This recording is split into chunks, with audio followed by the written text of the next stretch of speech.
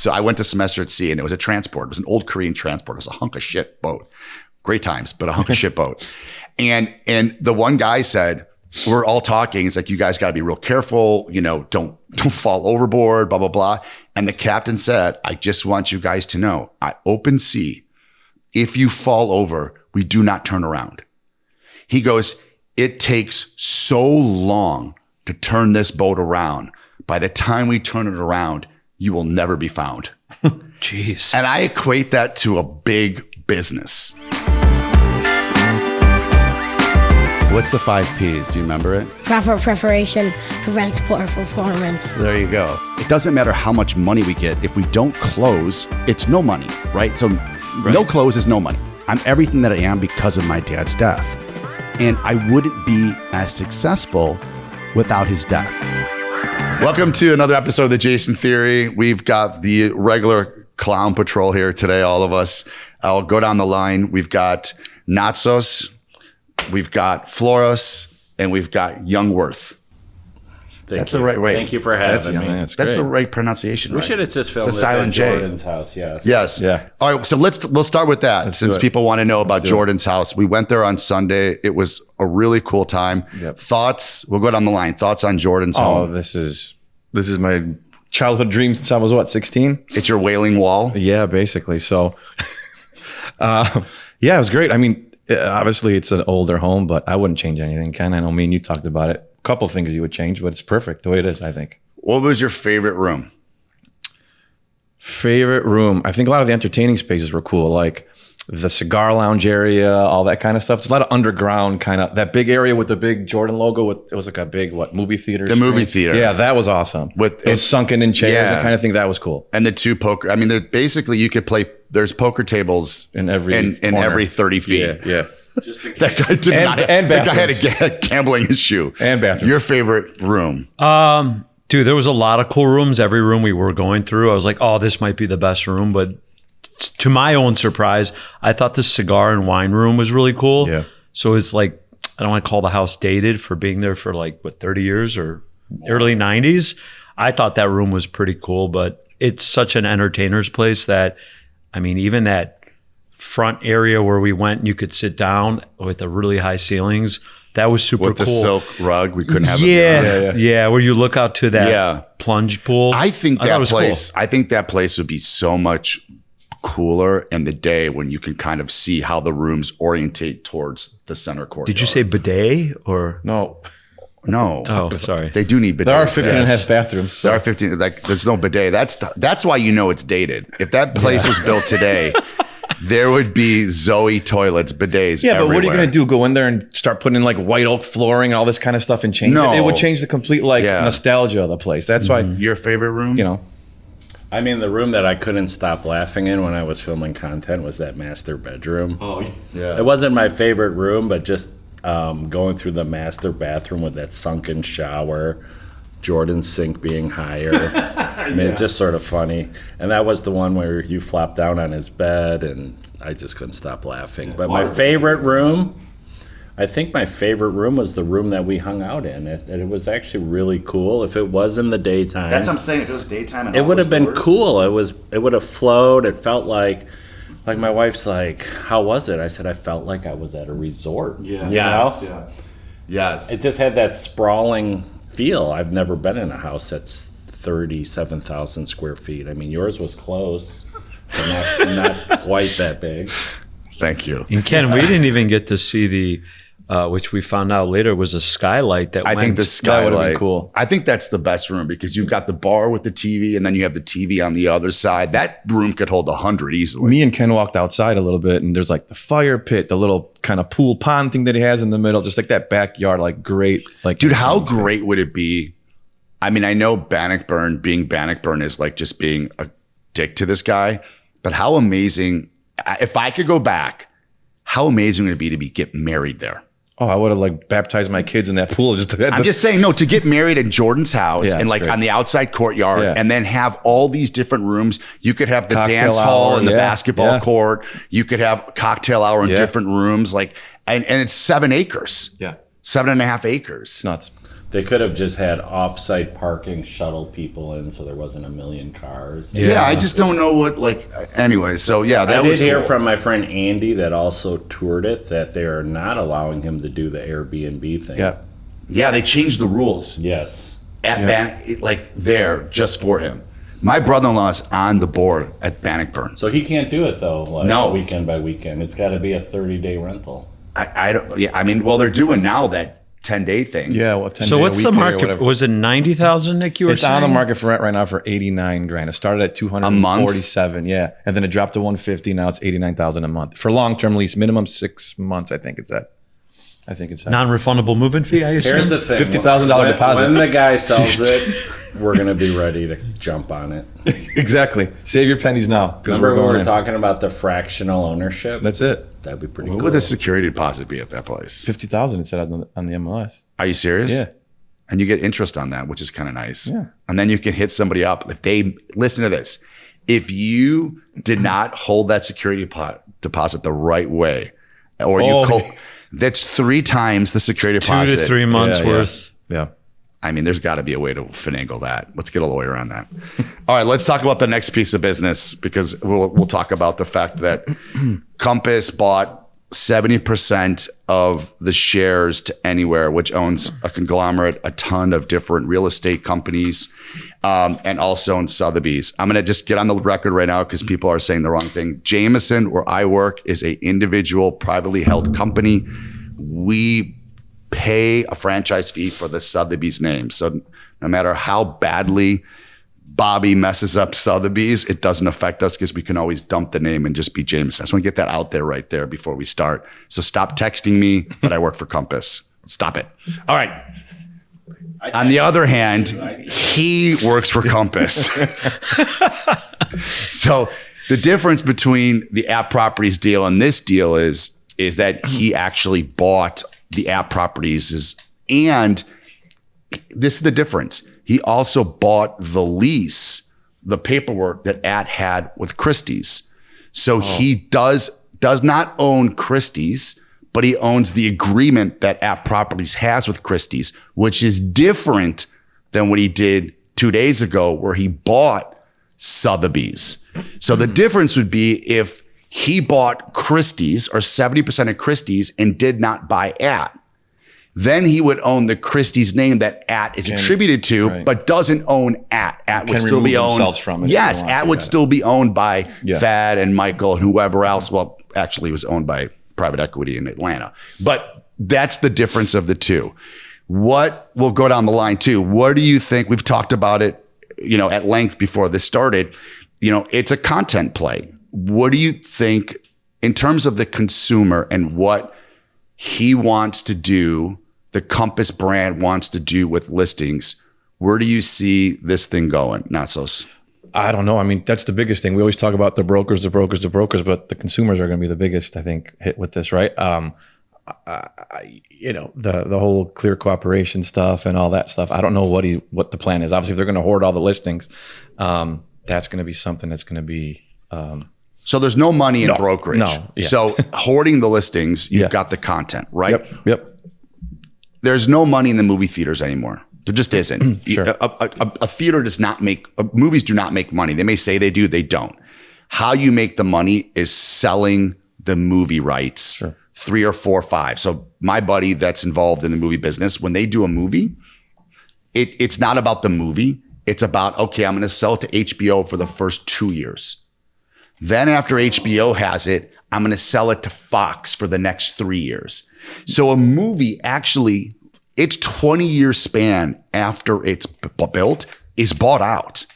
It's not the money up front. It's selling the content for years. And I didn't even realize that. Now you're saying that because my daughters want to watch Madagascar all the time. And 1 month it's on HBO Max. The next month it's only on Hulu. The next month it's nowhere until the goes. So it goes. the It right- goes Yeah, all I the didn't way. realize that. Till you're So it saying goes that all now. the way till you watch Star Wars on the U. Yeah, right. Right. So Yeah. when you see something on channel 26, Yeah.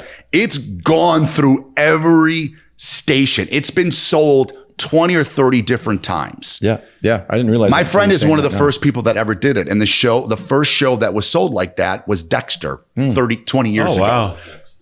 And he's one of the first people that sold content. And I said, because when Disney pulled all their movies away from, let's think about Disney, right? Disney pulled all their movies off of HBO, this and this.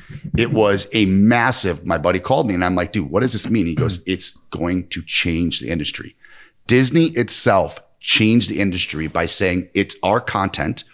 If you want it, you have to come pay for it through us. We're not going to distribute it any other different place. Yes. I think that's going to happen in this place. So that's, if you're buying all this content, the only reason you're buying it is to sell it. Yep. Yep. Now, are they going to sell it to the consumer? I don't think so. I think he's going to sell it to individual agents. You want your access. You want access. You want to see your listings on this platform, because why can't he just do his own Zillow? And then if you want to be on my platform, you're going to pay me.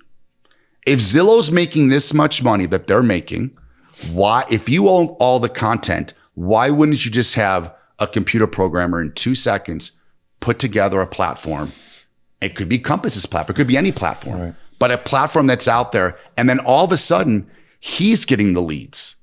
He's getting the Zillow Flex. He's got the content, right? So like, I think those are my sense. Like after thinking about it, I think that's the play. And I think about it like, because I called my movie guy. I go, all this is happening. He's like, dude, it's a play for the content. He goes, it's just going to be like the movie industry. He goes, there'll be 3 or 4 people that own all the content and they're just going to distribute it and sell it. It's like the 5 billionaires that own all the media companies. Right. Yeah. It's no different. Yeah. So that's kind of what I think will happen. What do you think? After I say that, what are your thoughts? Yeah, we haven't had a lot of time to let this all soak in. A lot of people, including myself, haven't understood like the whole buying 70% majority interest in anywhere. Because he's buying $2.9 billion in debt. Yeah. So it's a publicly traded company. You're not buying fucking debt. So everyone's trying to understand, Bobby's motivation here, but what does that mean for like agents?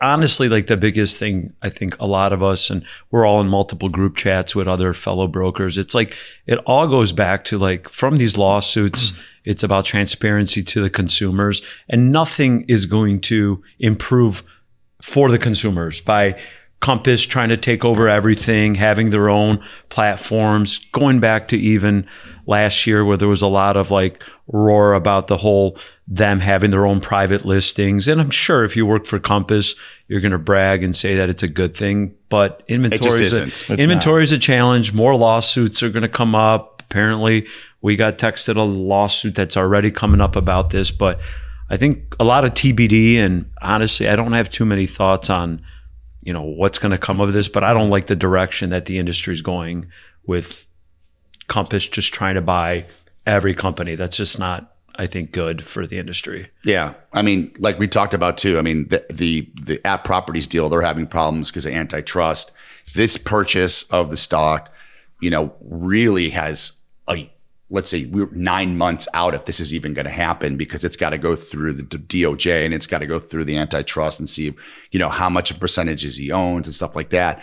I've talked to somebody who's extremely knowledgeable in Florida, and she's like, there's no way it's going to go through just because of the market share, and Illinois has its own rules on that type of stuff. Where is the DOJ on this? They were quick to jump the gun on our commissions and compensation and all that. Like, where are they at on this to intervene? Well, all that's got to be broadcasted. It's got to be sent, and then there's 9 months of due diligence. They're saying at the earliest, it's the second half of 2026. So there's a ton of due diligence. So this ad deal is not 100% solidified yet? So they've been paid out, but he bought to merge. I don't care what anyone says. I don't care what anything is written on. Yeah. There's no way you're buying the offices if you're not merging, because you don't need 17 different managers. And they wouldn't have sold the North Shore if they weren't consolidating and wanting just to be in the city. Yeah. Can you clear up that? I've heard the North Shore thing. What exactly happened there? Right? He had to sell.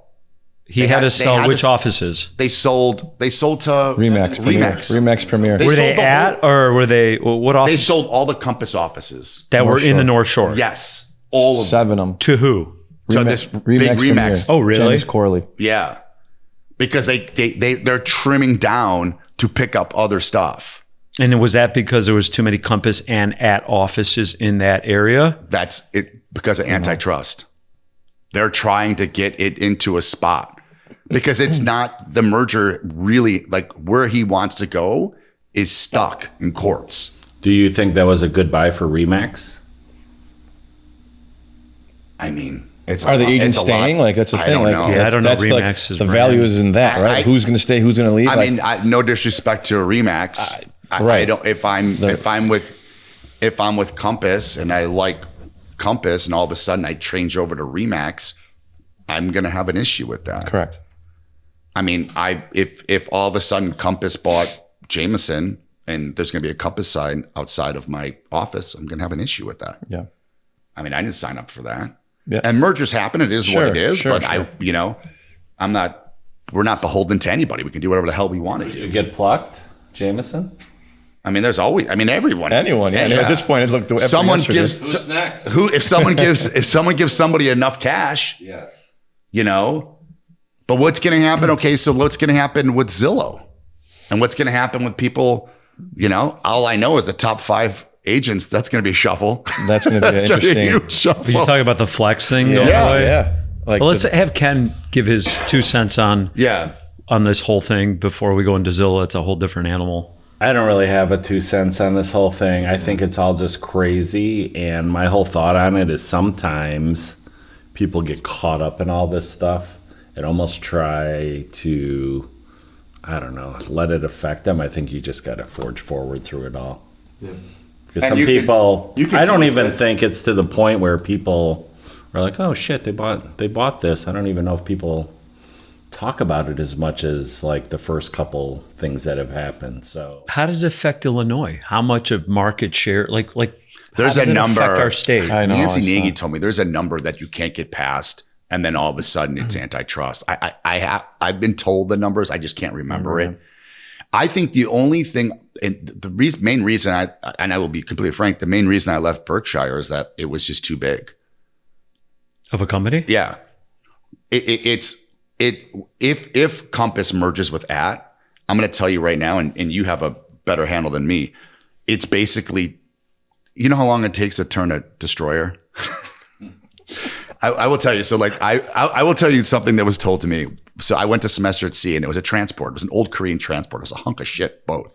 Great times, but a hunk of shit boat. And the one guy said, we're all talking. It's like, you guys got to be real careful. Don't fall overboard, blah, blah, blah. And the captain said, I just want you guys to know, at open sea, if you fall over, we do not turn around. He goes, it takes so long to turn this boat around. By the time we turn it around, you will never be found. Jeez. And I equate that to a big business. yes. You get big, and that's why I left Berkshire. I mean, when I had a question or I had this or I had that, it had to go 3,000 people to Minneapolis, to here.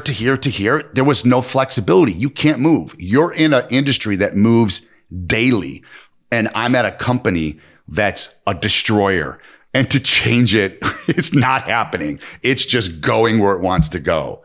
And that was the main reason I left. I mean, and as the company got bigger, as it went from GMAC to this and sold to this, by the time it got to Berkshire and it was 5 years in Berkshire, I was like, man, I'm like, this is a behemoth that can't change with times. I will tell you one other thought though I had is that this is why individual branding and having your own presence is so important now. You have to, because you have to move that. If you have to move that presence, you have to. Yeah, you have to almost have your own website, obviously Instagram and social media, because you can't, I mean, it's hard to stick out otherwise. I think the best realtors, and I'll give credit to a couple of people, are the ones where, like, for example, like a Carrie McCormick, like, yes, she's at Properties, but her logo, her branding, it's her. So she could leave At Properties and go to some other company and you still just think Carrie McCormick. Yeah. You don't think that she's at EXP or at Remax or wherever. Yeah. Well, I mean, I think that's branding is everything. But right? Ken's right. He's right on. Yeah. Like it's got to be your own individual branding, and the company you work for is kind of like secondary. I mean, when's the last time? I mean, I may be different on this, but I mean, I can honestly tell you that it's been 20 years since I've used companies like stuff. Yeah. Like listing. Anything. Yeah. I don't even think people want to see that anymore. Everything I have, everything is made from scratch. It's our own. Like our books are our own. I would never send a website that's from Jameson or Berkshire's, their home website. I send it from my own. Like, if you want to see this listing, here's it on my platform. It's not on any other platform. That's the biggest thing. I've been like that forever. So you mentioned that. So if this whole thing happens and if it all goes down the way they're saying it's going to go down, what happens to the listings? All the IDX feeds that feed the MLS listings to, let's say, my website or your website, are they being populated on there? Are they not? I mean, I'll tell you right now, this year we're 75% list. We're beyond list heavy. We've never been this list heavy in a long time. We're normally like 60-40, but I looked at it. You need the content. You need to be a lister. Yeah. Oh yeah. Which is going to be really tough for new agents. Like that's really, I mean, everything that's happened over the last 2 years has been really tough for other people to join. And I think then that's led, selfishly, it's led to really good years for us. Sure. Because you just can't break in now. You can't. Because if you're not list heavy and you're a buyer and you're a buyer's agent, I mean, that's tough. It's kind of like after the whole August 17 lawsuit, like all the part-timers left, some people joined teams, some people were discouraged just to even jump in the industry, which is good because, I mean, we still run into a lot of bad agents and lazy agents and people who aren't doing any homework before they show a place. So it has improved in that retrospect. But yeah, I agree with you. Like if you're not on the list side, it's hard to be in your first year or two. You're just trying to work with anybody at that point. Well, at a smaller level, that is the content. When you're listing heavy, you have your own content. Right. Or if you're not listing heavy, do what a lot of people do, right? A lot of people go into other people's listings and they do that. Who's the guy that goes into everyone else's listings? He's really big on YouTube. He's an agent. His first name I think is Alex. I don't know. Do you know a company or no? No. But he only goes into other people's properties. Look at what's his name from the modern. Vic. Yeah. Who? His content's almost all other people's stuff. Modern Chicago homes, whatever. I've seen the Instagram thing, but I don't know. He does really well. Vic just told me, because we had a showing a couple weeks ago, and he said his brother, who was in another market, started doing Instagram early. It's taken him 3 years to crank it up. He said he'll do $25 million from Instagram this year. It's great. I mean, you guys, both of you. Yeah, I know, you guys Jason, you're like the catalyst, always been doing videos. Ken, man, you're impressive. You jump right in and I've tried, but I don't think you even need to have the listings either. You can go to open houses and you can do stuff. Just go to all their listings. Dude, some of Maggie's biggest hits on her social media are her walking it through open houses. And That's cool. This is what you can buy XYZ, and she gets like 200,000 looks. that's great. On TikTok? Sorry. Yeah. TikTok. See, TikTok She does is really one good on the TikTok on those walkthroughs. It's good. It's good. Yeah, I haven't done TikTok much. I haven't even done TikTok yet. Either have I. That's another pain in the ass. Have you done it or no? Yeah. I have like 35,000 followers on TikTok. My TikTok's bigger than my Instagram. I feel like TikTok in general, views and followers are like real going to estate be. TikTok? Yeah. Oh, the dancing Your ones. personal TikTok. I don't have a personal TikTok. Yeah, thank God. I have it's a hidden one where I'm just doing this. It's dancing. I'm just dancing. Just flexing. So let's also want to kind of breach into 2025. We're at the end of the third quarter. Stuff that and we could just be honest, stuff that you wanted to do this year that you just didn't accomplish. Personal, like business, personal goals. So personally, business-wise, selling has been great. I have my website being built. You're being very consistent with social media. I'm trying, but like I can already see myself slipping, so I have to shoot some more this week. Like you almost have to shoot weekly to have enough content. But all these guys you sign up with are like one time a month for 4 hours, and you do your so it's hard to do that. That's what when we were interviewing people, it was hard because what if the stuff that's on the fly we just can't do it? And we want to get more of a manicured video versus like the phone one. Well, you know I mean, there's some good phone. People Yeah. like that. They Yeah. call people that like raw that. content. I know. Raw content that's not manicured is not bad. Yeah, so that's You we need to overthink mix it. it. We overthink You need it to for mix sure. it. I do especially. I think I'm going to upload that video from Champions Point master bedroom that could get some good laughs. I got a different angle of that. I see. I got a So different angle. so your content did good. What did you? Well, I'm starting to do content, right? Because you've motivated me to do it. That's one thing I like about you guys. We all collaborate, which I think is great. And website's coming where it'll sit on its own server and not some other company's server, so it'll be more optimized. And I'm doing more videos. And frankly, like that, I think will push my business a little bit. And I don't have an assistant or anyone, so everything I do on my own. It's a lot sometimes, For sure. Be very honest, but I'm happy, John, that you started to do it because I've done maybe 12 to 15 videos, and your first one you had like 3,000 views. It's like incredible. Yeah, I don't know what metric to go off. And you know what? I was telling Nick I had a listing I was about to put up, but it was a contingency.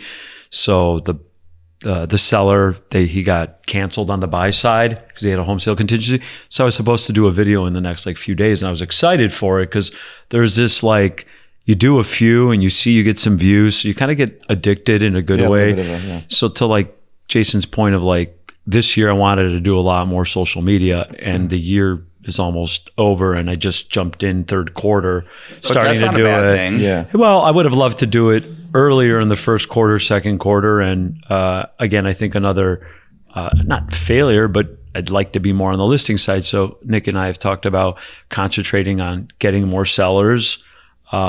Because I think sellers create more content than buyers do, but you can be creative to get content out of buyers. You can, I think you said Maggie on your Buyer team, tours. You do a buyer tour, you can grab a video out of that. So being mindful of just not walking around and showing the place, but what good content you can capture to show your social media network that, hey, I'm of value, not just on the sell side, but on the fly, I could show you what I do and why my clients hire me. Yeah. Yeah. Well, it's also, it's a great way for people that do hire you to be able to say, hey, listen, this is my realtor.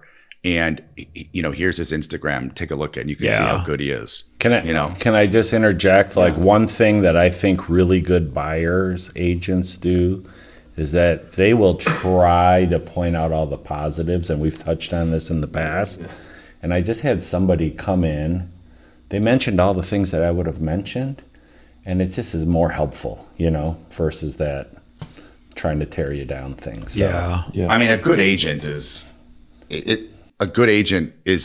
great because you can sit back and be like, okay, I don't have to say this stuff. These people will say. I think you recently told me about somebody that did that for one of your listings. Yeah, when there's a good agent, if I'm selling something and the agent is good, my mouth is closed because the only thing I'm going to do is I can pump something up, but why would I do that when their agent who they trust is going to do it? They see it. Yeah. Right. It just doesn't have to be that for these buyers agents where they don't point out all the positives. So I think if you do a buyer's tour where you're videoing it and you highlight why this place is great, that's great. I think that's awesome. And I think another thing that we see that's good in the industry, whether I'm doing a showing with Ken and he's on the list side or vice versa, I've done it and I've had it done to me where it could be someone I know or someone like, say, Jason, you're hearing me talk to my buyers. You're not going to interject. You always try to be complimentary. You're like, hey, you got a great broker. Those are all great questions and great points that they just made. Yes. And that way that buyer walks away saying they know they got good representation and, they walk away knowing that they're like, if I'm going to buy this place, I've checked off all the questions, everything that I should know before making a decision. So I always try to compliment that buyer's agent, or when it happens to me, I feel good about it and I feel good that my clients see it. Or be that buyer's agent that people want to work with. Right. Yeah. Because as it gets competitive, I mean, we talk about this, we've talked about it, like who you know and those relationships that you've built really can help you in a multiple offer situation. Of course. I mean, that's everything right now. It's everything. What about you? I mean, it goes back to the same thing. And holding yourself, like, what? So let me get to 1 second. How are you going to hold yourself accountable?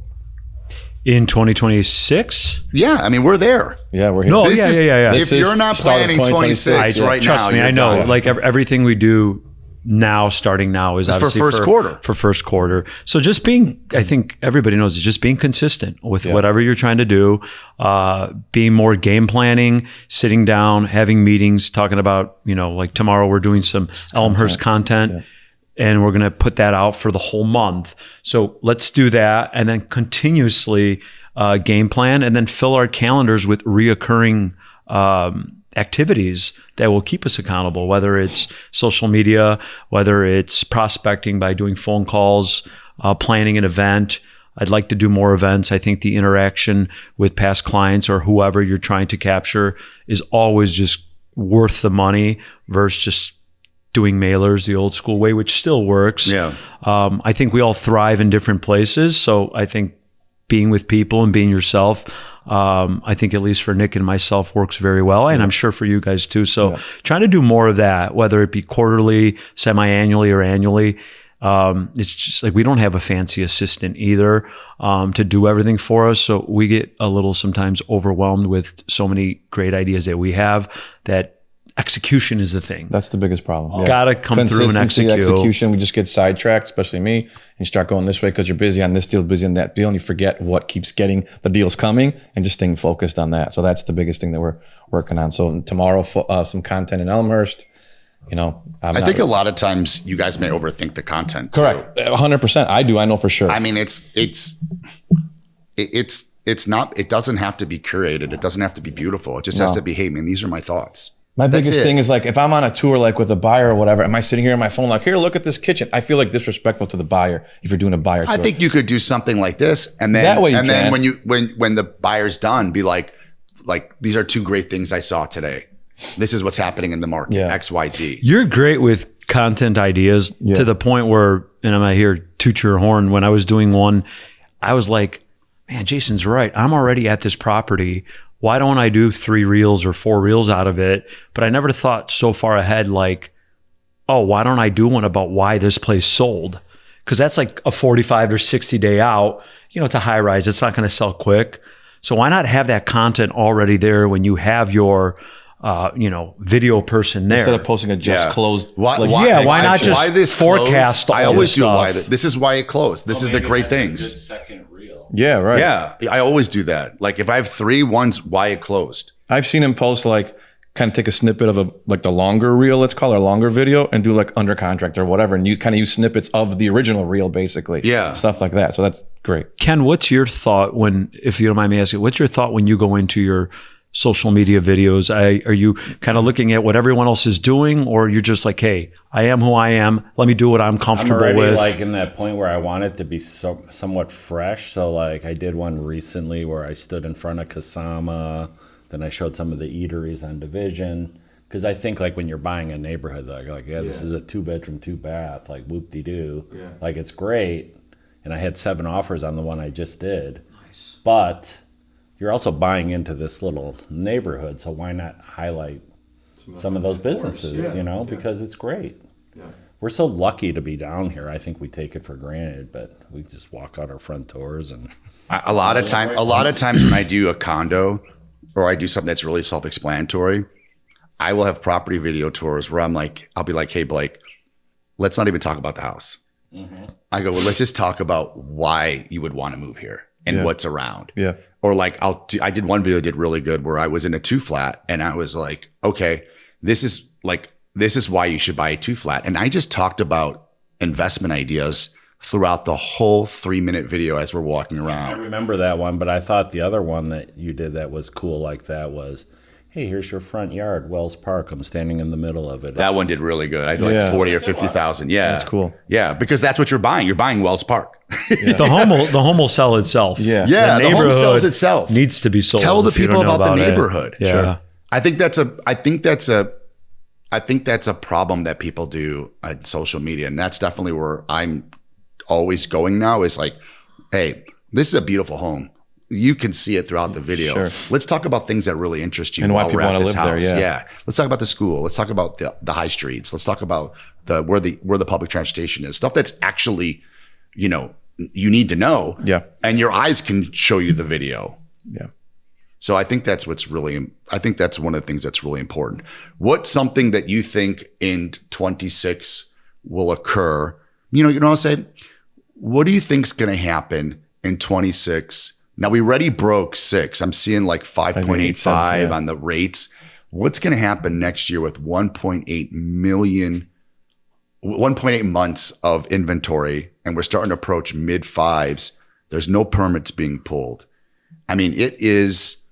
Is there building? Do you see building like, are they building in the burbs? Yeah, they are. But we went recently to like a kind of a broker tour. One of the brokers had 7 homes on there, and he did a tour of all the 7 homes. But because they're sitting on the market, he was just trying to get brokers to come in because they're building so much, and the prices are insane right now. Where is that? In Elmhurst. Yeah. So you're seeing like they're building. They're 2.5 for stuff that you would see that were before was like, you know, not that 2.5. 2.5. What's the school in Elmhurst? Is it York? York, yeah. Yeah, York. That's a good high school. So yeah. So like that's the biggest thing. Unless you want to play sports. If you're not a professional athlete at 9, you're fucked. Yeah. Yeah. So I think that's the biggest thing. I think that I told you when we were doing the tours, I think the building in Elmer specifically is catching up to them because there's a lot of it out there right now. A lot of new construction, a lot of proposed stuff, and the prices are.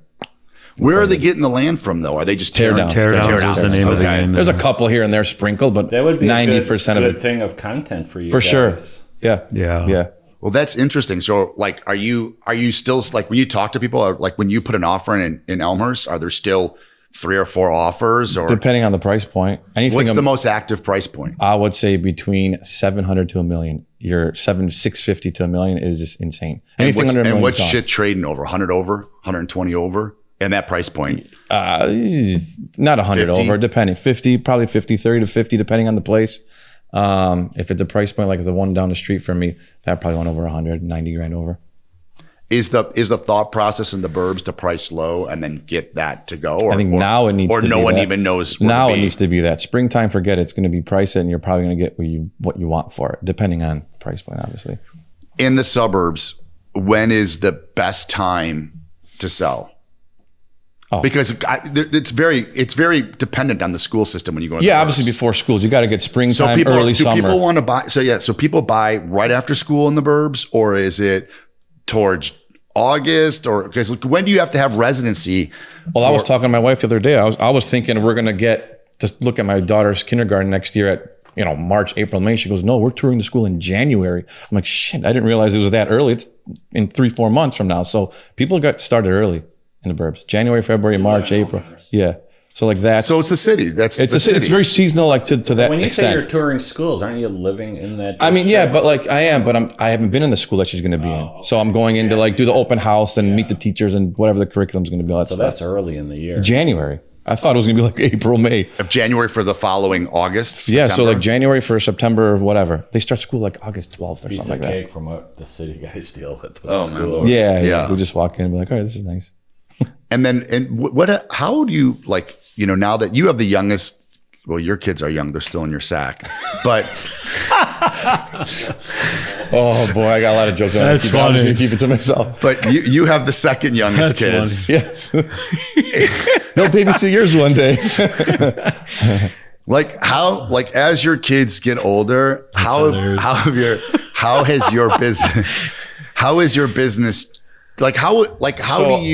business change and how have you adjusted yourself? I'll get to you next because you're an empty nester now. So I'm not in the schooling system yet. I just started realizing it now because my oldest is 4.5, right? So she's in pre-K and she's doing soccer and ballet and stuff. So now I'm starting to see, now my wheels are turning as far as business is concerned. You start infiltrating the schools, maybe help out with some sponsorships or some like community involvement type stuff. And I'm meeting a lot of people that you're hearing a lot of real estate stuff. So that's what my new focus is. The getting into schools that. never have enough money, so Yeah, exactly. Giving back with that is going to eventually over time. I'm not trying to say I'm trying to get business from them. Obviously that'd be great, but that's the biggest thing. But Some how does schools that don't. also, like, how do you see your business and your day-to-day changing as your kids are starting to grow? Do you see, I mean, do you see yourself saying, hey, I need to pull back on this, or I'm going more full? Like, you want to get more involved in social media. You want to get more involved in the sell side. You want to get more involved in this and that. But at the same time, your kids are going to be pulling at you. At this ways. Yeah. I mean, I'm going to try to make the best if I can. Obviously, my wife's not working right now, so that's great. So she can help with some stuff. But when I was a kid, my parents never missed a basketball game or this or that. So I want to do the same for them because it's just, that's what you do. So, I mean, one day I get to that point, I'll kind of figure out, but I'm going to try to make as much time as I can for that. And yourself, you being an empty nester. Well, you are an empty nester. I honestly am struggling right now about the whole downsizing thing because I have a house in Burley, but I have no kids that go to elementary school. I think like my house would be good for a family that wants to get into Burley. So I almost feel like, in a weird way, guilty for having a house I don't really need for the schools anymore. But at the same time, I'm like, is it dumb to sell it? Because I've known a lot of people, you know, that for some reason or not, they couldn't like sell, or they didn't have anywhere to go. Their house appreciates even some more. At what point, you know, do you try to pull the plug on all that whole thing? So, but how about your work? Oh, my so work? Since your kids are now both at Madison, and do you see yourself filling the time that you would spend with your kids? Are you now filling that with content? Are you filling that with more work? I probably am doing more of that content because I have time. Sadly, I'd like to go to some hoops games, but I don't have any kids to go to hoops games with. Though my one son just got he's one of the 4 managers that got hired for the UW Wisconsin hoops team. So that's going to be cool. I think today, Wednesday? Tuesday. No, tomorrow will be his first practice. Yeah, practice, cool. So to speak. So that'll be cool. And I have, so that time it's like, I probably use to do other things, but, I think with the content creation, I'm probably doing more of that and filling my time that way. Do you think that's going to be your major, not change, but your major focus going into 26 and be like, hey, this is kind of really, I really want to start upping what I do, like even doing more? I'm already even doing that now, so even more would be, obviously more is better because, like you say, consistency is key. Like you can't go 1 week heavy and then 1 week off. And I've done that. So it's almost like you almost have to make you should almost like put into the calendar, like today I should post something. Like what about you, Jason? Like you are getting pulled in 17 different directions right now with your kids. Yeah, like, I think the one thing that if I look back on 25 and like if I do have like mishaps, like where stuff is getting slow, or not slow, but I do screw up on, and that screw up's probably not the right word, but I'll go like 2 days where I don't reach out to a past client, and then I'll try to catch up. That's the one thing. Yeah. I don't miss the content, but I have an assistant that helps me with the content. So like I'm in a little bit of a different boat than you guys. Sure. If I didn't have assistants, I'd be different. But this is what happens when you're super type A or have a great business. Like you let yourself slip and it's almost you get mad. You felt like you missed 2 workouts. Right? So like so you're mad that you I wake up and hold yourself accountable. Yeah, I wake up like I was listening to a guy. I don't wake up anxious. I wake up, and the minute I wake up, I have my planner. When I go downstairs, I prep my coffee at nighttime. So when I go downstairs and I hit the coffee, the first thing I do is I open up my planner and I write the things that I'm going to do. And I do that every morning. I'm like, these are the things that I'm going to do. And when I don't get to them, I get like upset. Yeah. But if I don't get to them and because I didn't get to them, I did something else that furthered my business, I feel good about it. Balance. I think with kids, though, it keeps you more focused because you have to drop them in the morning. And you're pretty much 9 to 3 is the 4. Yeah, that's your best window to get stuff done. Yeah, I'm super... Like, that's what I was wondering. Like, but your kids are a little bit younger. Yeah, there's half days, Monday, Wednesday, Friday right now, so it's very easy. I have to be super regimented. Yeah. And I was wondering, like, you not having kids in the house now, you could slip, right? Because you don't have to be as intentional because you've got more time. I get that, but like I did something last night that I needed to do for like earnest money and uploading this deal into the computer. And I'm like, thank God I did that because I quickly ran out of time this morning. Yeah. So it happens. Like if you think about doing something, it's almost like you should do just it. Fucking do it. Because you just never know. Like I will tell you, like no sooner than I got here, somebody said, hey, we want to bring my buyer back to your Palm Olive listing tonight at 5:15. Can you do it? And then I have a 6 o'clock walkthrough. Those are two things that just came on my calendar this morning. Before, so you know how unpredictable your schedule can be. It's just like, and I think that's the main thing that, like, I can talk to the two realtors that are upstairs that work with us. I think what you just said is hit it on the head. I think people, and in life, people don't tackle what they can do now, and then the reason they can't get anything done is because life gets in the way. Like you're saying, like you gotta get that stuff done in the beginning.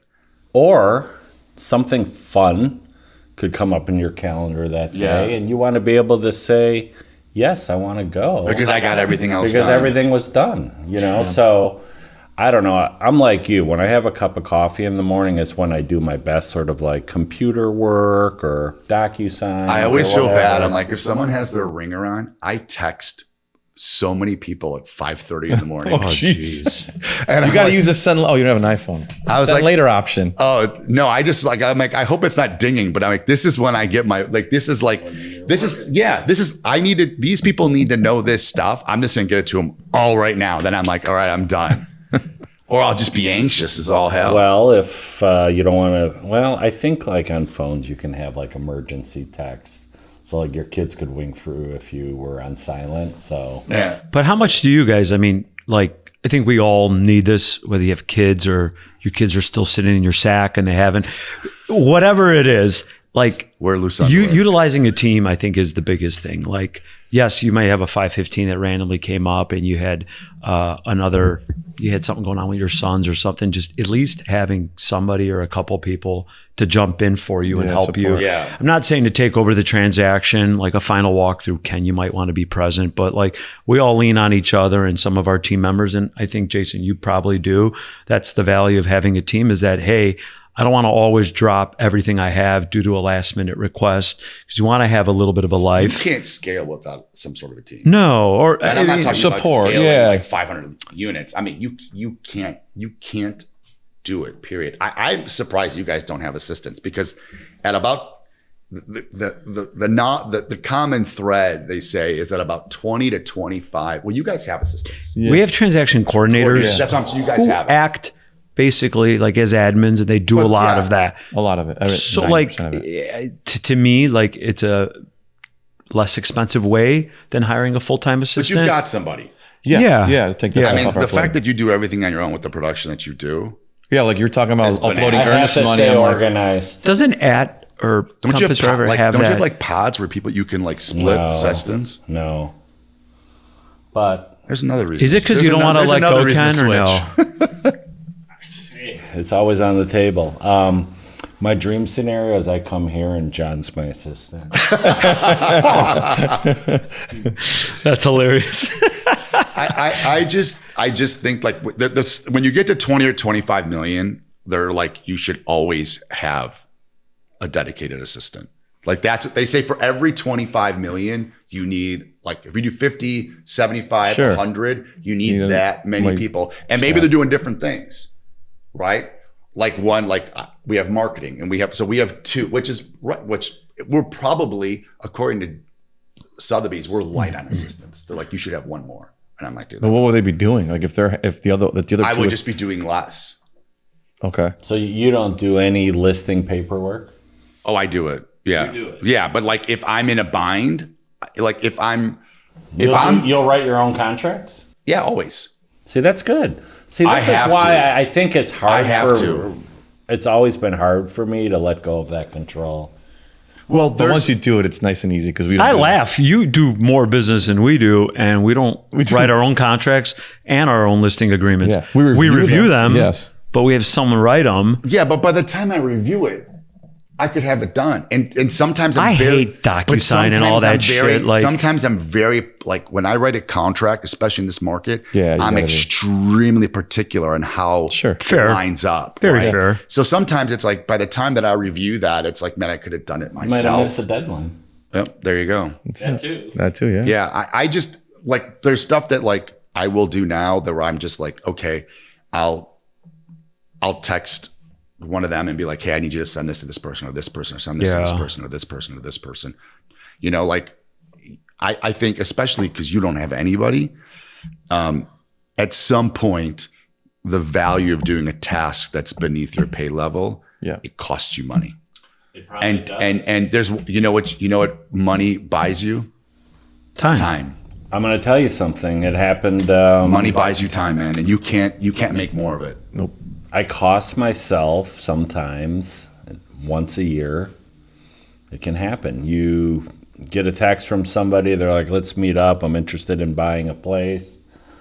You know how many texts you guys get during the day. Oh fuck! I have to pin it. I'm constantly pinning texts. Yeah, you have to have that method. I got a strand of pins like this. I honestly missed the guy that wanted to work with me. He ends up buying in a situation where I think he knew the seller, but I missed the $1.1 million sale in the past few weeks. Because of what, your clerical work or something? Shitty follow-up. But I think you're missing more than that. Yeah, it could be. Yeah. That's just one that's tangible in front of you, right? Like that's one that you can grab. Yeah. But I can't believe you don't have someone that could, because if you split somebody, you don't need your own. If you split someone, an assistant who's managing your schedule, dude, and you just go, right? You just go. Then now you have time to meet with clients, to have lunch with clients. You have time to go to a liquor store, and when you meet them, give them a bottle. Like you have so much more time to do tasks that make you so much more money versus remedial. Like, well, if you sit for an hour, would be the time right now that I probably will go in that direction. Yeah, I think so. I told you, I think if you get an assistant, even a 50, like if you split it with somebody, or even what you guys do, the virtual assistant. Yeah, I mean, they're actual transaction coordinators. They're not here, but they're not like VAs in like another country. No, I don't mean like they're not in your office. Yeah, that physical. Listen, it's per transaction, so it allows you to think like, okay, am I committing a $60,000-$70,000 salary, or if you do X amount of deals, you're paying them, let's say $400 a deal, and that's great because there's some slow months you're not dishing out the money, and that's been huge the last couple of years having that.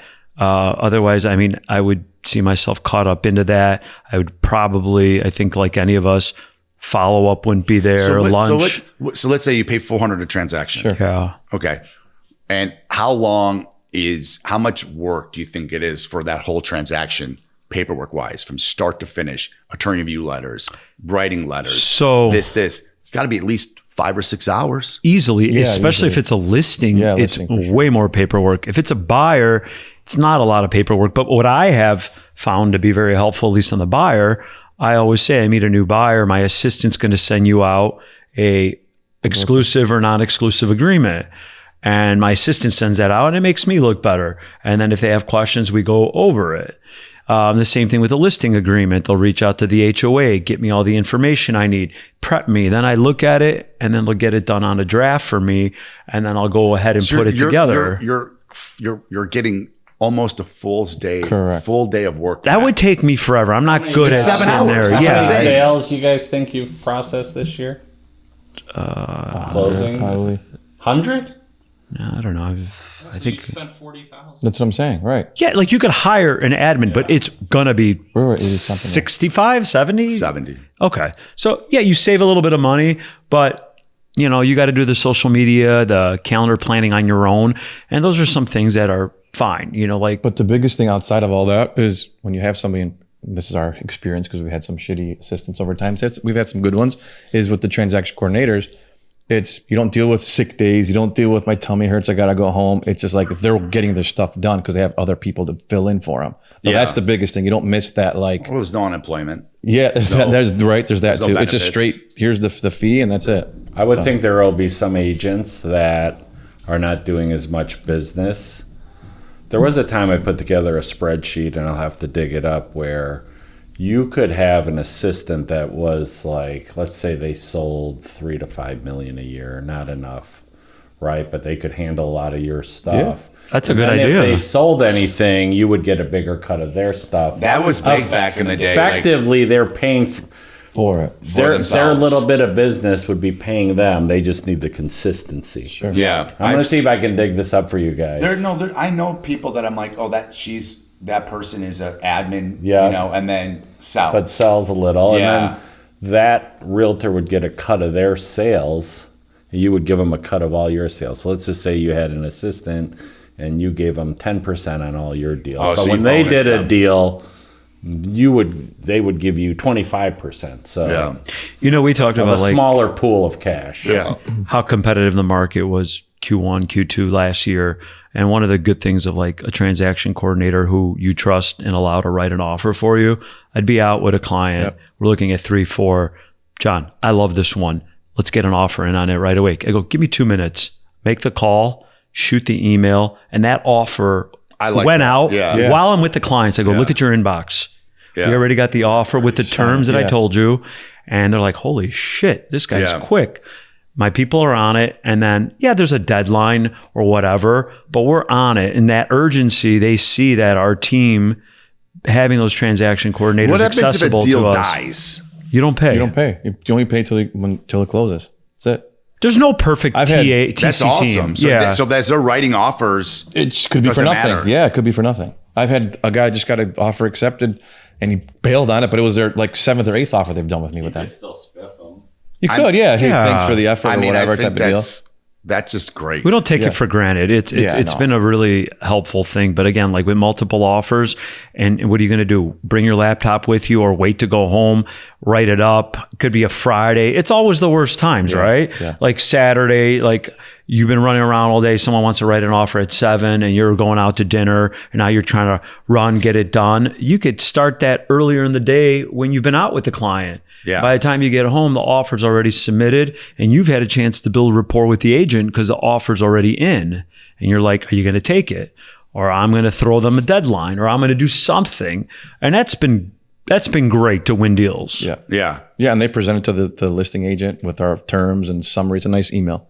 We're not reinventing the wheel. I just Yeah. think it's like really good use of time. And when you are out and about doing your own showings, like, gosh, like you're just like, oh, I'm like, I got to go meet another client, but this one's so antsy already asking me questions about our offer. Yeah. So you can pull back after the showings. I'm going to get this offer out to you in the next half hour.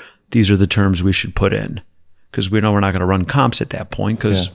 At that point, it's everyone's going 50 over. What does it matter? emotional Right, comp like, psychology. Well, a lot Yeah. of times you also have a decent feel for the market. Yeah. Right? Like Yeah. we've seen 17 of the same places in the same Yeah. neighborhood. They're all the same price. Those are the comps. Your client's seeing them live in yeah. person. Yeah. The boots on the ground were the comps. Yeah, I agree with that. That's interesting. That's a really good system. I like Yeah. that. And it alleviates and it gives you time to do stuff with your kids or content or stuff like that. Yeah. How many of those people you have to hire when Nick's gone for 2 months, eating euros? It's only 1 month, by the way. I mean, look, Nick deals like we have like a interest, like I like just kind of maybe like you and Sophia. I do my deals. Nick does his deals. Yeah. He's living in the burbs, so he does more in the burbs than I do. So we have people on the team that will fill in. I can't be the best person to fill in for Nick if it's in the burbs because it's further out for me. But if it's in the city, like we just try to plan, and he's done a good job planning, like in advance. Yeah, but she's not part of like the team. Yeah. We always focus. We always just rely on our team people to cover for But us. it's just like the same thing. It's just like it could be someone in at or Jameson, and if you don't have coverage, we have good relationships with people. It's like, hey, dude, I know you live in the south suburbs, and I happen to have a listing out there, and I'm in a bind. Can you help me? Yeah. And people are pretty good about that. Oh, there's sometimes I go to Greece and clients don't even know that I'm gone. Like they're calling me and I'm picking up. The time difference is great for me. Yeah. It's great. Yeah, 9 a.m. here is 5 p.m. there. I'm coming back from the beach. Then kids go take their like midday nap around 5 o'clock. So I'm on the computer for a couple hours. And How long do you think you'll be doing this trip to Greece? Next year we're going, by the way. Even if it's I'm- for a Talk to my week. wife. Talk to my wife. She's the travel guy. She's the travel agent. I'm anti flying 9 hours for something that I can get done in 2. You're going to go first class. You'll have your feet up. Exactly. It's still 9 hours. Yeah, you take It's a not nap. that bad. Take a nap. But for what? Take an edible. Hold up. What remove yourself from the fact that your guys bathe in olive oil and that Greek. What is so amazing about Greece versus, let's say, Utah, Cabo? California. Okay. What's I'm the not gonna. differences? Okay, forget So being you've Greek. seen the Parthenon. Yes. I don't You've go to even seen- see that. But listen, Yeah. if you're going to go to Greece, you're going to see I don't even shit go. that's been around for thousands of years. Instagram post. What- It's nice Yeah. dine out and look at How many hours is Mexico flight? 2.5 hours to 3 hours. Yeah. Okay. Cabo's great. Don't I've you been get sick of the same thing? Like flying 7 extra hours and To do the knowing- same thing. Yeah, to see go different culture, Go see different culture, architecture, different that kind of food. Cultures. It's one culture that you guys are immersed I'm in. saying from Listen, but when you go to Crete or you go to a different island or a different village that has different donkeys and goats Yes, and exactly. you go somewhere different, you see different this is lovers. why I want to go when you guys go. 'cause Exactly. Then I can just go. live like the locals. Exactly. You There's there's guys so already much that know all we the haven't hot seen spots. that like you go there and I was like, I was Yeah. in Athens for 2 days. I was like, man, I go to these other islands and Sparta and other places. I go, Athens, there's so much to see that I haven't seen. And it's not like just from a tourist, different beaches, different like old school things you can go do. I'm not saying go do that every year. But you could say the same thing about going To Mexico. Florence, or going to Rome, or going to Alaska, or going to Hiroshima, or going to Penang, Malaysia. Like to go to the same place, to sit on a beach every single month, once a year for a month, and do the same thing. I don't do that. No, but I'm just but saying. there's a lot of people that do that. Yes. For years and years and years. I'm like, bro, there is so much more in the world. Go to the fucking Wall of China. Yeah, Go if you're gonna Don't do a beach vacation. like Yeah, other stuff. Yeah, time. do some. I agree with you that it sucks. It's when you're boring. cultured, because when you do go to the same country, it's boring. I should go to Spain. I should go to Italy. Go to Costa Why Rica. go That's to what we used to do. Instagram video this morning. That's it. They will pay Where? you $6,000 a month to live in Italy in Positano, and they'll give you a business to run. There you go. Yeah, That's it. and then they give you a Three Colombian kids, we used to necktie. do that. We'd go to Greece for like the month, and a week or a week and a half, we'd go to Italy, or we'd go to wherever we went to. We went to Dubai. We went to wherever. There's places, just so much more. And I'm going to Yeah, tell you absolutely. another thing that the issue is, and forget about Greece or whatever. These people that leave and leave for the whole summer or leave for a month or month and a half, their kids suffer when they get older because they have no social. And that summertime, you have these bonds and they don't make those bonds. And people are like, oh, they hang out with their cousins. I'm like, that's their fucking cousins. Yeah. What are they going to do? It's funny during you- the school year. They're gonna call their cousin in Patras and say, let's play patty cake. My friend's kids I'm like just telling you, like you're 100 having older children. I'm telling you, I see it. Yeah. These kids are socially inept. because they lose out on their summers. Like I'm going to say, my sister did 10 weeks and they worked there. They did it as a trial because my brother-in-law was born and raised in Greece. Like my nephews and a couple other friends I know that went for like 6-7 weeks, their kids lose the summer of like, yeah, I got my cousins here going to the beach is great every day, but I got my friends back home. Yeah. And I wonder what they're doing. They're playing baseball. They're doing this summer stuff. The people that you're And they going to be lose. living with. Yeah, I know. I get We're it. not there yet. I get Our- it. for my kids yeah, are too there's small a to part of have that that's friends. This is your sister. I met Alini or Eleni. yeah. Lonnie, they went 10 weeks, and Nico and Gabriel was young. 10 weeks is a lot. It's a lot. They did, and they did it because they wanted it before they were forced to go back into the office. My brother-in-law's parents are there, and he's like, "Hey, I want to do it." Yeah, I'm That's not- just thinking of like that's tough. Like, dude. In this, your kids played sports. Their friendships, dude. That's the summer. Everybody they met was they used to do high five sports camp when they were young, and Hamlin, they soccer, they knew this, dudes that. in other like high schools Yeah. and grade schools when they would play sports. I mean, it is great. I'm just like, it's just interesting now that I'm months away from 52. So I'm 51 and having kids, not as old as yours, but having a 17-year-old and seeing this and being like, and then seeing other people that went that other route, super Grecian route. And you're like, these kids are like, Plus, you preach to your kids, or at least I do, about relationships and networking now that they're young dudes. And, or getting a job. yeah, all of it. Lee cut grass over the whole summer. I'm like, Will taught second and third graders I basketball. love from what you tell me. I think what your kids do is awesome. Like selling baseball cards, because we were all of us were brought up different. Like my parents were being old school Greek. Literally, we pick up the phone, I talk to them in Greek. My texts are Greek. They're super Greek. Like, we weren't sent to like intramurals. We weren't encouraged to play sports. My dad's like, you're going to be a dishwasher at 13. Your uncle needs help. One of his guys called off. But that's also that was my why Saturday. That's also why you're successful now. Yeah, I was But like, you I can do got- both. It's right. But it's a different thing now. Kids are encouraged, and I think it's great. Like, is your daughter in ballet? Ballet and Like, that's soccer. cool. Like, your kids are involved in basketball. stuff or learning how to play an instrument. Like, ours was like, the only instrument I played was Guitar Hero for like a There's year. another instrument you played. Go shut up. You're a sick human being. All right, let's talk about something with some substance. I don't know what it is. Let's talk about We Jason's so skinny tangent jeans. out on these. No, I mean, I honestly just wanted to know what you guys felt about 26, what you're going to do, talk about the compass thing. I mean, if you guys have a topic you want to hit real quick, if not, we can wrap it I up. want to say one quick thing about the 26. Yeah. You said inventory with permits and everything so low. This is just a random thing. Do you think the suffering markets of the high rises in the inventory stacking in those neighborhoods, will people ever just say like, fuck, I got to settle? Because Lincoln Park, Logan, those hot neighborhoods, Southport, that I can't find something, either I'm going to continue to rent, but if it's rates this come way. down long enough or low enough, is someone going to say, I just got to make a purchase and take advantage of this rate? So I think you're going to see everything next year get sopped up in River North, River West, Gold Coast. It's going to get what? sopped up. Like, it's going to be bought. Yeah. I think you're going to see rents drop dramatically as rates go lower. Sure. Don't have to. Yeah. I mean, you're going to see that shift. I don't have anybody, and you don't have to be single, but if you're single and you're talking to me and you're a buyer, I literally say buy River West, River North. That's what we said last Gold Coast. podcast. Yeah, Remember you the did. little quick little. And River tidbit? North is And I have 2 clients that bought in River North, and I had another one that saw one of your friends' places in Ontario, and there's a place on Kingsbury that we love. I'm like, this is if you have a 5-year outlook and you don't have dependents and you want the city and this, you're going to make a lot of money in those areas. You know what I A think lot. would be some good content, because I thought about it for myself. I have 2 listings, one for 3.25 with parking and one for 310. That would just be perfect for a first-time home buyer. Yeah. And Where are these? No showings. Where are those? 860 Blackhawk at Sono.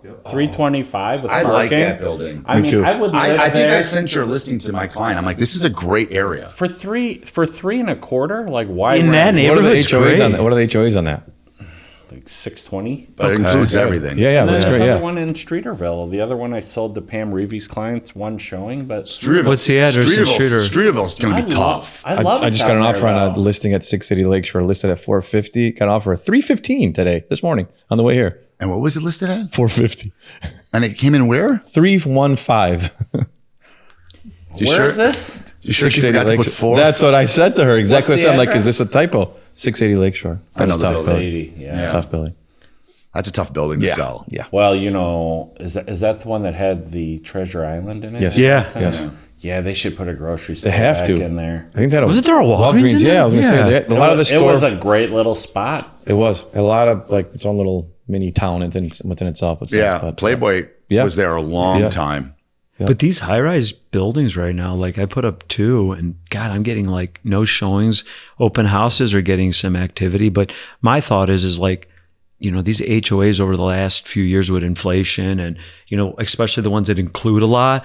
Like, if rates come down, maybe it can make the monthly payment a little bit more bearable for buyers, and it'll get them back. Well, if they're into paying looking. $4,000 for a 1-bedroom at some It's point, insane. It's not worth it. at some That's point, why I want to do. Getting back to the content on these 1-bedrooms, you almost should do a scenario where you say, for this purchase price, this much down. Here's the taxes. This is your payment. Are you paying more rent than these? That's what's going to be my next little. I was never a first-time home buyer like person that did like those like Rent meetings first buy and type things? Yeah, but one time one of the guys just like, I want to do it, and I was like, hey, listen, this is what you need to do. I said, get a rental in Bucktown, a rental in Lincoln Park, and a rental in Lakeview. It's a first-time home buyer seminar at a bar. Yeah. And I said, and do that poster board, and then have 3 places they could buy that are identical and have all the payments.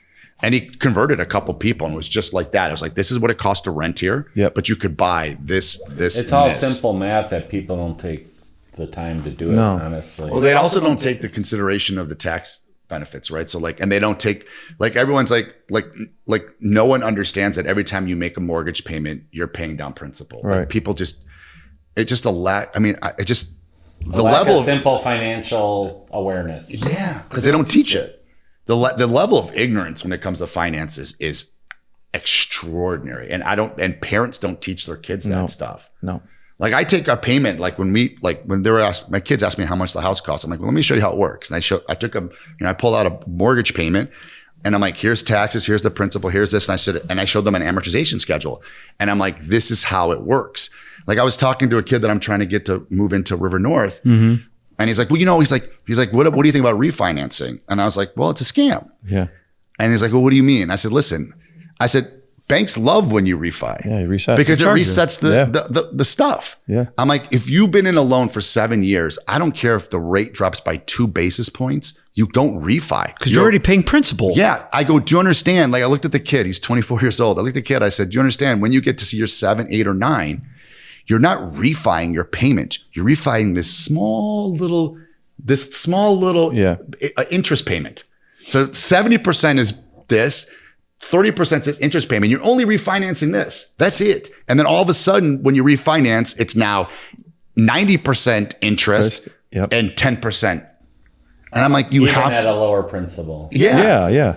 So all that's getting paid is the this bank. is That's why they refi you for free. A bank is loving it. This is why I was saying on my house, it's definitely, even if my taxes go up $5,000, I'm making more of that in appreciation. Sure, so you can't worry about like singular focus of taxes going up. I know, but like the world is like so headline focused. They read the headline, it freaks people out. This is happening. That's happening. Instead of explaining it like this. I had a buyer and he was buying a $2 million property cash.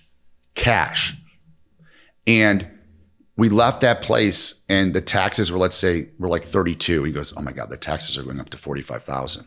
I'm like, okay. And he's like, well, I don't know. And I'm like, you're buying a $2 million property and you're worried about a $13,000 increase in tax. I said, that's like buying a Rolls Royce and you don't want to spend the $500 on the hubcaps. I'm like, what are you talking about? The oil change. Yeah, what are you talking? Or the insurance is going to be a little higher. Yeah, then don't buy that car. Yeah, right. Like if you can't afford the accessories, you can't afford the gas, you can't afford the tires. Why are you buying a $250,000 to $300,000 car? Yeah. Like why are you buying a $2 million home and you're worried about the taxes going from 32 to 45? That should be the last of your worries. Right. Have you guys? I've noticed a lot lately because interest taxes rates suck. Don't get me wrong, but that should not be a 13,000 should not be a. Since rates hit like 8%, 7%, now they're kind of coming down to 6%. I've found, and I'm sure all of us have that as realtors, we're talking more about interest rates with our clients. We're talking about more with numbers.